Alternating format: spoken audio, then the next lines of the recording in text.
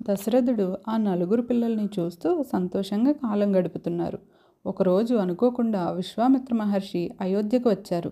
ఆయనకి మర్యాదలు చేసి ఆశీస్సులు తీసుకున్న తర్వాత దశరథుడు, మహర్షి మీరు అయోధ్యకు ఎందుకు వచ్చారు? మీ కోరిక ఏదైనా నేను తీరుస్తాను అని చెప్పగా, విశ్వామిత్ర మహర్షి మా ఆశ్రమం దగ్గర రాక్షసులు మమ్మల్ని యాగాలు చేసుకొనివ్వడం లేదు, కనుక నువ్వు రాముణ్ణి నాతో పంపించు, ఆ రాక్షస సంహారం చేస్తాడు అన్నారు. ఆ మాట వినగానే దశరథుడు కళ్ళు తిరిగి కింద పడిపోయారు. కొంచెం సేపటికి ఆయన తేరుకుని, మహర్షి రాముడు ఇంకా చిన్నపిల్లవాడు, 16 సంవత్సరాలు కూడా రాలేదు, లేక లేక పుట్టిన పిల్లవాడు.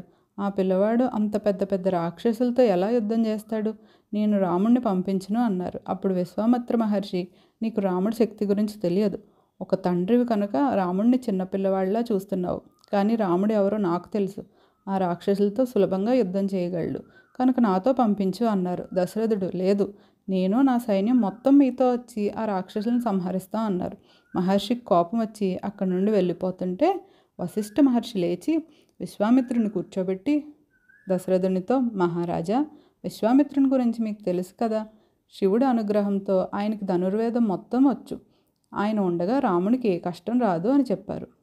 ఇప్పుడు దశరథుడు రాముణ్ణి పిలిచి విశ్వామిత్రుని చేతిలో రాముని చేయి పెట్టి, రామ, ఈ రోజు నుండి విశ్వామిత్ర మహర్షి ఏం చెబితే అది చెయ్యి అని చెప్పారు.